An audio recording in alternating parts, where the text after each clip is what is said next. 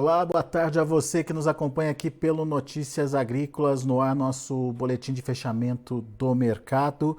Você acabou de ouvir o pronunciamento do presidente Jair Bolsonaro em relação às paralisações, em relação ao que o governo vai fazer daqui para frente. E, obviamente, isso traz outros questionamentos para o que vem acontecendo até agora no mercado. Hoje, por exemplo, a soja lá em Chicago subiu muito, bastante, algo em torno aí próximo de 30 pontos nos principais vencimentos, com uma influência muito grande dessa paralisação dos caminhoneiros. Quem vai explicar melhor para a gente o que está acontecendo aí com o mercado e principalmente essa alta de hoje, né, essa alta gigante, fazendo o janeiro, por exemplo, o vencimento mais importante aí para os negócios, se aproximar dos 14,50 novamente. Hoje fechou aí em 14,47 com 28 pontos de alta. E para a gente, obviamente, entender que momento é esse. Será que é momento de negociar? Todas essas perguntas faremos agora para Wlamir Brandalize, direto lá da Brandalize Consult, direto de Curitiba, no Paraná. Wlamir, e aí, Wlamir, o que você me conta? O que dá para esperar desse mercado aí? Um mercado que puxou bastante a soja hoje, o trigo também teve uma movimentação bastante expressiva de alta hoje nas cotações. Enfim, o que aconteceu? Por que o mercado trabalhou desse jeito? E o que você achou aí do pronunciamento do presidente Bolsonaro, Wlamir? Boa tarde, Alex. Boa tarde a todos. Olha, Alex, o mercado de Chicago está reagindo também a essa paralisação aqui, né? Então, há um temor, né? O pessoal lá fora ele fica olhando, né? Daí ele compara com os outros acontecimentos que nós tivemos. A outra paralisação aí foram praticamente 18 dias de caminhoneiros parados, tudo parado, o porto não recebia cargas. E essa semana, ontem e hoje também, não chegando cargas nos portos, até bloquearam passagem de trem, que estava chegando carga via trem, então está embarcando somente cargas que já estavam nos armazéns dos portos. E o reflexo veio, né? Chicago deu um apelo para isso, como também ele ainda é um apelo que vem lá da Rússia bloqueando a saída de novos navios da Ucrânia, né? Então, isso fortalece os produtos ali que a Ucrânia exporta, no caso que seriam que é trigo, é milho, é cevada, são produtos importantes ali da Ucrânia. Agora, sem novos embarques, sem saber quando vai ter novos embarques, isso traz uma pressão maior lá em Chicago. Então, é um fator positivo. E outro fator aí, em paralelo, é que a colheita americana, no relatório de ontem à tarde do USDA, que trouxe 88% colhido, o mercado esperava 90%, 92%. Então, isso já veio com leve apelo positivo no pregão noturno. Durante o dia, essas notícias de greve no Brasil e dólar mais fraco no Brasil. Vejo que em outras épocas, com greve, tudo, o dólar estaria puxando. E aqui, ao contrário, o dólar está trabalhando negativo. Então, é bom sinal da economia brasileira, mas para Chicago, esses são fatores altistas aí, porque vê que não tem ofertas, né? O mercado brasileiro está parado de vendas e o Brasil é o maior exportador mundial. Os dados da CSEC já mostram isso, né? Que saiu hoje também, do mês de outubro e os acumulados do ano. Então, Chicago respondeu bem, respondeu com pressão positiva e ainda continua com fundamentos, né, Alex? Ainda tem fôlego para mais um pouco de pressão aí. E depois que perder essa pressão que vier do fim da greve dos caminhoneiros, que volte a fluir normal, e certamente mais tarde, em algum momento, a Rússia vai voltar a fazer acordo aí com a ONU e liberar os embarques lá da Ucrânia, esses embarques não vão ficar eternos fechados. Aí são fatores, dois importantes que são altistas nesse momento, que vão deixar de ter força e o mercado pode inverter, né, Alex? Você acha que a fala do presidente pode, de alguma forma, mudar esse movimento que está acontecendo, essa paralisação dos caminhoneiros, Wlamir? Olha, eu acredito que sim, Alex, porque ele não veio para estimular, ele achou, pelo discurso dele, um discurso muito curto, né? Foi um discurso breve, né? Normalmente ele gosta de falar bastante, mas hoje ele foi muito breve nas palavras. e ele apontando isso, que o movimento dos caminhoneiros é um movimento legítimo, é democrático, é importante para mostrar a presença de uma nova força, né, do centro-direita, de mais moderado, ou mesmo de um pessoal que tem mais do lado da direita, e não da esquerda, que antes os movimentos que tinha no passado era só da esquerda, né? A esquerda que parava, a esquerda que bloqueava, a esquerda que saqueava, a esquerda que invadia.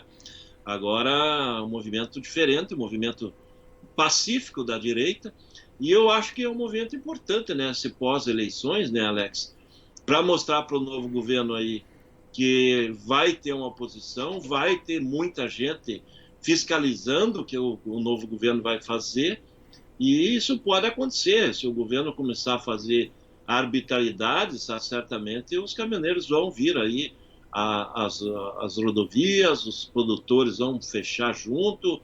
Eu acho que o novo governo ele tem que trabalhar dentro das 4 linhas, que nem disse o presidente, para que o país ande para frente, né? Então esse é o objetivo. E o discurso foi breve, um discurso aparentemente apaziguador aí para o pessoal que está nas rodovias. Eu acho que com isso o movimento já conseguiu o êxito, né, Alex, de ter mostrado aí que ele está presente e vai continuar de olho aí no que virá pela frente do novo governo. Mas eu acho que com esse discurso, com as palavras do presidente, a tendência, eu acho que desse movimento é perder força, o pessoal abrir, começar a voltar a trabalhar, né, como é o normal, né, o caminhoneiro trabalhar dia a dia, o produtor trabalhar, e eu acho que o Brasil vai continuar trabalhando, esse é o que vai acontecer. Essa sua fala é muito importante, né, Vlamir? Porque ela traz essa perspectiva de que o Brasil não está assinando, como fez no passado, um cheque em branco aí pro Lula, né? Vai ter reação e vem aí uma oposição que pode ser tão ferrenha quanto é a de esquerda quando está fora do governo, né? Não, exatamente. Eu acho que agora essa oposição que vai ter vai ser a maior oposição que já teve na vida dele, né? Porque no passado ele não tinha praticamente oposição. Quando ele ganhou a primeira eleição, Sim. ele pegou um governo tranquilo do Fernando Henrique, as contas em dia, então foi muito fácil, as commodities estavam bombando, o mundo estava navegando, a China crescia 12% ao ano, estava muito fácil naquela época. E num primeiro momento um congresso favorável, né, Vlamir? Depois que teve ele pegou tudo favorável, É. depois eles trocaram mãos pelos pés e se perderam, e daí eles colocaram o Brasil num buraco. Agora o Brasil estava saindo do buraco e eles vão pegar um Brasil muito melhor do que estava aí há 4 anos, e só que agora tem uma oposição muito forte, não só aqui fora, que vai ficar de olho, né? Não é só o caminhoneiro, o produtor, é o cidadão que foi para as ruas, né? Mas também tem um Congresso modificado, né, Alex? Dá para ver que é um Senado modificado, a Câmara dos Deputados modificada, então vai ter que trabalhar direito em prol do país, vai ter que trabalhar em prol do Brasil e dos brasileiros, e não só em prol de uma fatia da população aí, de alguns beneficiários que era como era no passado, né? Uhum. Muito bom. Vlamir, olhando então para os números lá em Chicago, como eu falei, janeiro aí perto dos 14,50. Qual o seu entendimento aí? É hora de participar? O que o produtor tem que fazer? Como é que participa desse momento aí, Vlamir? Olha, Alex, o mercado, se a gente olhar a posição maio, que é a posição da safra nova aí brasileira, normal, né? 14,60. Já está lá eu não vi agora o fechamento, mas perto de 14,60, né? Isso, Então, 14,61 fechou hoje com 26 pontos de alta. então veja, é uma posição boa, acima de 14,5 são posições boas para Chicago, porque nós estamos aí dentro de uma janela boa, porque a janela de fundo, que eu acho, é 13,5 no mínimo, o mercado não deve cair abaixo de 13, aí se tiver uma super safra brasileira. Tem que ter aliado uma safra grande na Argentina também, para o mercado pressionar para baixo. Mas eu acho que de 14,5 em diante, já é momento de se fazer alguma fixação para garantir posições em dólar, pelo menos na posição Chicago, mesmo que o produtor não queira fechar o prêmio, se ele acha o prêmio lá da frente aí não esteja atrativo, o dólar também ele acha que possa flutuar, porque hoje ele tem a oportunidade de fazer o fechamento só de Chicago, só de prêmio, só de dólar, mas para Chicago é acima de 14,5, acima de 14,60, que nem está agora, já é momento de fazer alguma coisa, porque nós estamos muito lentos na comercialização esse ano, né? Nós estamos aí com um pouco mais de 10%, não chega a 15% a nível nacional, e sendo que Mato Grosso, tradicionalmente, nesse momento de plantio final, quase deles já é normal, já está acima de 45%, quase 50% negociado, e eles estão aí na faixa de 30% ou menos. Então, no geral, os negócios estão muito lentos, e se nós confirmarmos o que está sendo esperado, que é um recorde histórico de área, mais de 43 milhões de hectares, e o clima como está vindo aí, um clima que está bem diferente do ano passado, né? Não está tendo aquela estiagem, a seca, a laninha mais perdendo forças. Nós temos potencial de colher mais de 150 milhões de toneladas. E isso ainda não chegou no radar do mercado de Chicago, porque lá, nesse momento, eles estão contabilizando ainda a colheita final americana. Aí, na semana que vem, tem o relatório de oferta e demanda. Agora, no novembro, geralmente é um número mais perto da realidade do final da safra, aí perto de 117 milhões de toneladas. É uma safra que foi bastante comprometida, né? Era uma safra para ser colhida mais de 125, e agora está fechando perto de 117, então é um ano mais apertado de oferta e demanda de soja, mas com o Brasil voltando a colher normal, o Paraguai também vindo numa safra normal, aí, que esse ano colheram 5 milhões de toneladas, 5 e pouco, e vai para 10, 12 milhões, a Argentina sai pode ir para perto de 50 ou até mais, então nós teremos muita soja nova que vai compensar essas perdas americanas. E nós temos que levar em consideração, Alex, também, que o mundo ainda está andando numa crise econômica. Nós temos inflação de praticamente 10% na Europa, a inflação pegando também na Ásia, as demandas internacionais elas ainda vão ficar alguns meses, ou talvez até um ano ou mais, ainda em ritmo lento. Então, é importante ver que essa crise ainda não passou para a gente estar só olhando sempre para cima, né? Por isso que a gente, o momento está para cima. Nós viemos aí numa semana positiva, o mercado está em alta, está olhando, talvez até possa ir perto dos $15, essa posição do maio, se essa greve continuar. A greve, eu acredito que agora, com o pronunciamento do Bolsonaro, ela tenderá a perder força. Mas vai que o pessoal que está ali nas rodovias e tudo resolva mostrar mais força. Então, automaticamente, vai continuar pressionando Chicago, né? Então, isso pode trazer mais apelo. Mas depois, quando chegar perto dos $15, o mercado já começa a não ser comprador, aí, principalmente o chinês, né, Alex? Uhum. Porque o chinês, quando ele vai chegando perto dos $15 em Chicago, a soja comprada nesse patamar, quando ela é colocada na indústria da China, ela dá uma margem de esmagamento de farelo e óleo negativa. E a indústria não trabalha com prejuízo, ela trabalha com parte de uma compra para fazer um volume de média de esmagamento, mas ela não trabalha constantemente com prejuízo. E aí automaticamente entra em operação a venda de estoques, que os chineses sempre carregam muito estoque, até que o mercado volte a recuar e possa comprar soja barata. Dá para ver que nós estamos aí, hoje é terça-feira, 2 dias da semana, até agora não apareceu grandes compras de soja pelos chineses lá nos Estados Unidos, porque eles não estão gostando do valor, né? A soja subindo, preço alto para eles, né? Preço alto para eles, e eles estão esperando que o mercado caia. Se eles achassem que o mercado vai continuar subindo constantemente e furar os 15 e ir além disso, certamente eles estariam comprando, né?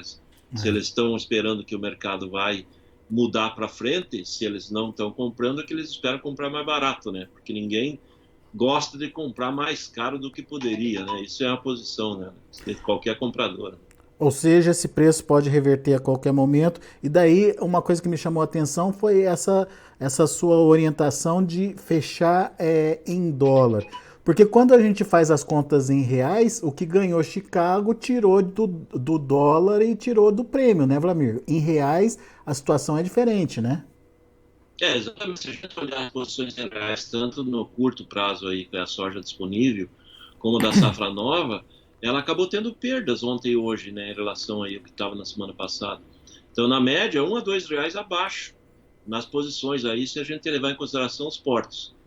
Então, em reais, a posição, porque o dólar 5,10, né? O dólar está indo para a casa dos 5, então já teve 5,30 ou mais. E dólar vai flutuar, né? Dependendo do que for anunciado, do novo ministério do Lula, do que começar a vazar das informações dessa transição, tudo vai ser fator aí que pode pressionar dólar.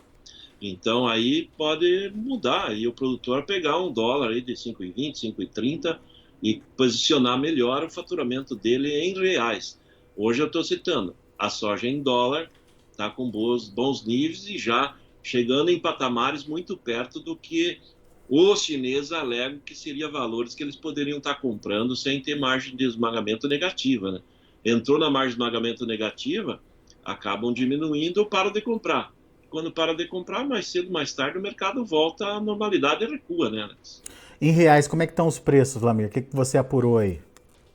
Olha, hoje os indicativos aí que estava sendo comentado, está na faixa de R$ 190 aí a soja de novembro nos portos, 192 dezembro, 194 a soja entregue agora a pagamento de janeiro, vai de 174, 175, 176 a soja de maio, daí safra nova. E essa diferença que o produtor vê, soja disponível hoje e a safra nova, que ele não consegue ainda ver, né? Porque você olha a safra nova, 175, 176 no porto, e a atual, 190. Então, essa diferença que tem de valores aí de 10%, é que o produtor não consegue avaliar, né? Porque hoje a gente ainda tem prêmio da soja disponível desse momento, de 210, 220, e se você olhar a soja de prêmio, o prêmio dela lá na safra, que é período normal de ter prêmio menor, ele está com prêmio de 60, 70. Então, você tem aí a diferença grande. E quando chegar lá na frente, com uma super safra, é possível que até prêmio caia e Chicago, quando olhar isso, também cai. Então, pode ter queda dos dois lados, né, Alex? É. Então, por isso que eu citei, Chicago em dólar está boa. Quando o prêmio, se tiver algum momento que o prêmio melhore, fixa prêmio melhor. E quando o dólar flutuar também, fixa dólar. Então o produtor tem a oportunidade de fazer as operações do jeito que ele quer, né? Boa, Vlamir. Agora, Vlamir, uma coisa me chamou a atenção que você falou, eu queria que você trouxesse esses números para a gente, sobre esse recorde do complexo soja, né? Que números são esses? Que recorde é esse? Como é que a gente pode entender essa participação do complexo nas exportações? Olha, Alex, dá para ver que está entrando um novo governo, né? Então, nós estamos indo para o final de um governo que foi um governo liberal, que deixou o país crescer, a agricultura evoluir, a indústria trabalhar, não teve obstáculos, né? Além de que teve muita redução de impostos. Ao contrário do Brasil, tem a Argentina aí do lado, que eles aumentaram os impostos em cima do setor agrícola, aumentaram os impostos em cima do setor da indústria. Farelo e óleo na Argentina, eles até esse ano pagavam impostos menores do que o grão, né, para incentivar o beneficiamento interno. Por isso que sempre a Argentina foi o maior exportador mundial de farelo.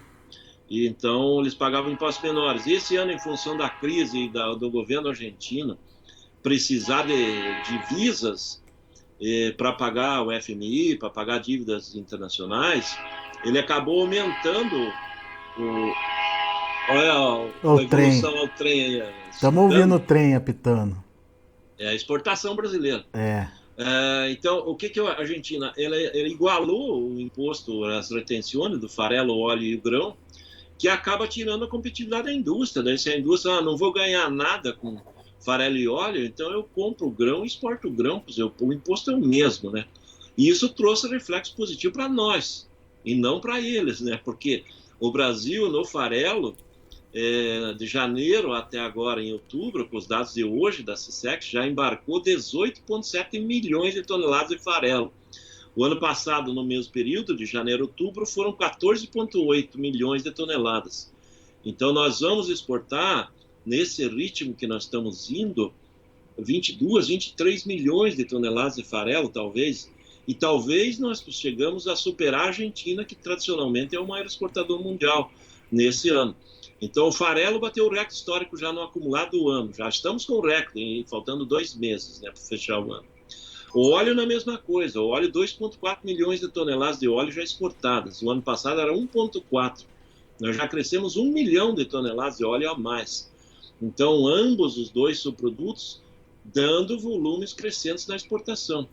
No grão, como nós tivemos uma safra menor esse ano, de 124 milhões de toneladas, frente a 136,8 do ano passado, no grão nós estamos um pouco abaixo do ano passado, mas nós não estamos fracos. Nós estamos com 75,4 milhões de toneladas acumuladas no grão.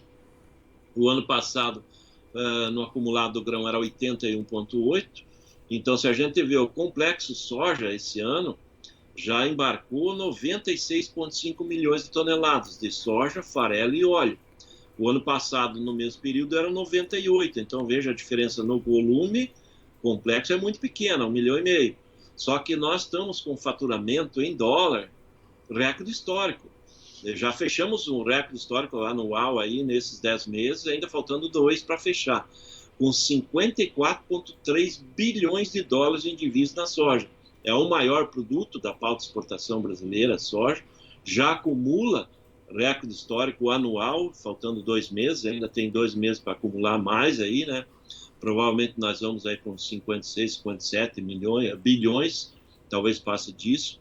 E o ano passado, no mesmo período, né? Esse ano 54,3. O ano passado, no mesmo período, 43,8 bilhões de dólares. Então veja quanto que nós estamos colocando a mais aí de dinheiro no mercado brasileiro para girar a economia, né? De 43,8 no acumulado do ano passado para 54,3, né? Então, mais de 10 bi, né? 10 bilhões e meio a mais, né, de dólares em divisas que estão entrando.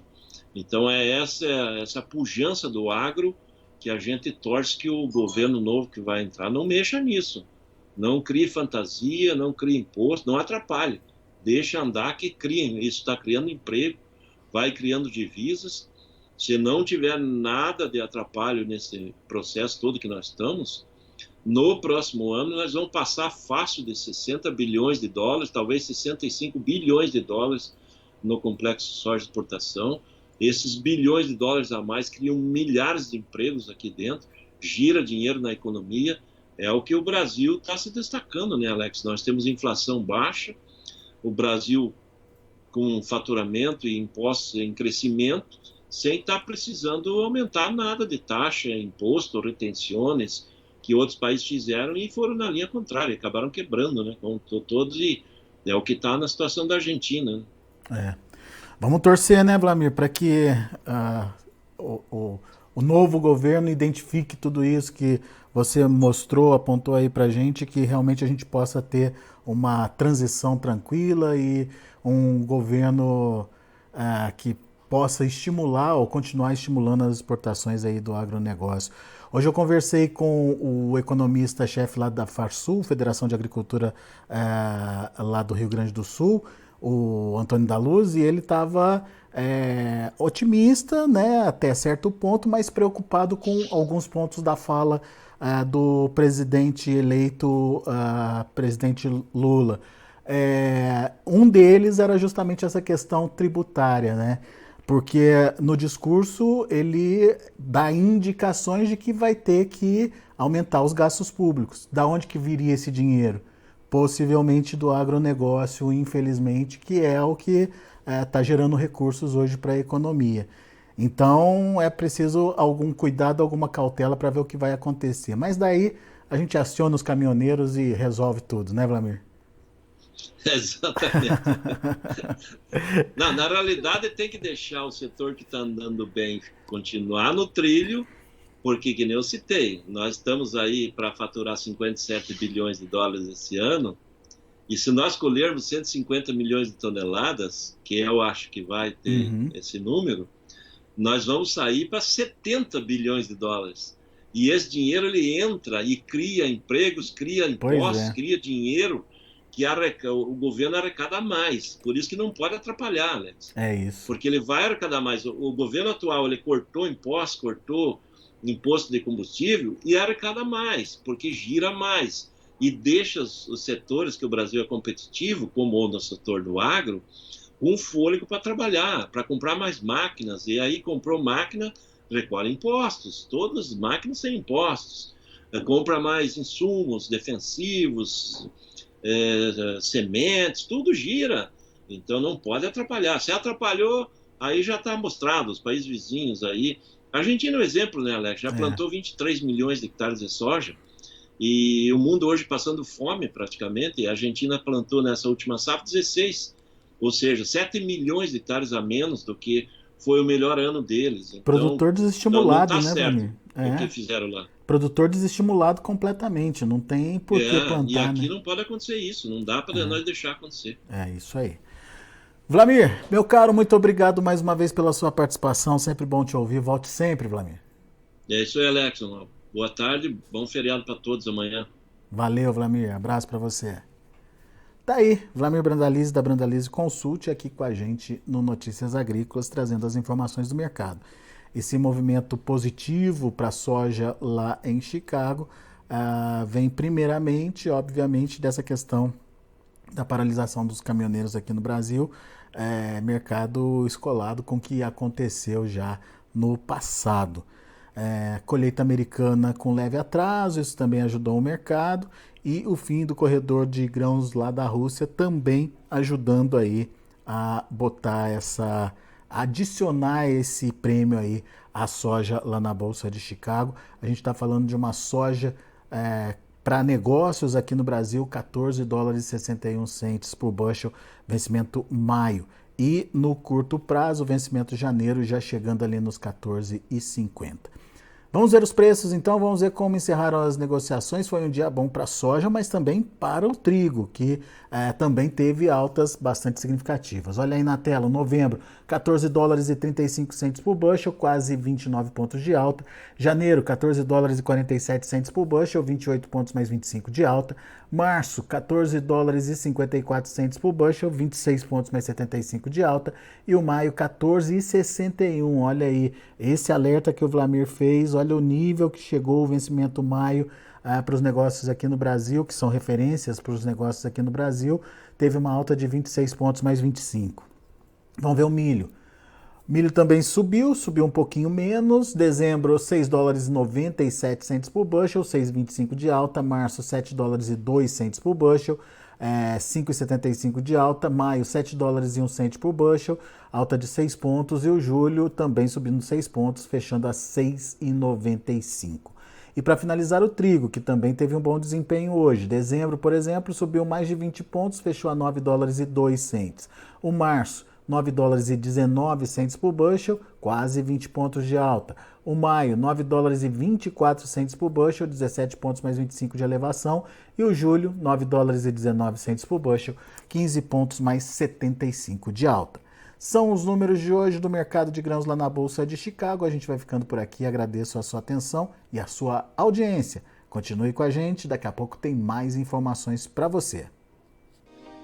Se inscreva em nossas mídias sociais. No Facebook, Notícias Agrícolas. No Instagram, @Notícias Agrícolas. E em nosso Twitter, @Norteagri. E para não perder nenhum vídeo, não se esqueça de nos acompanhar no YouTube e na Twitch, Notícias Agrícolas Oficial.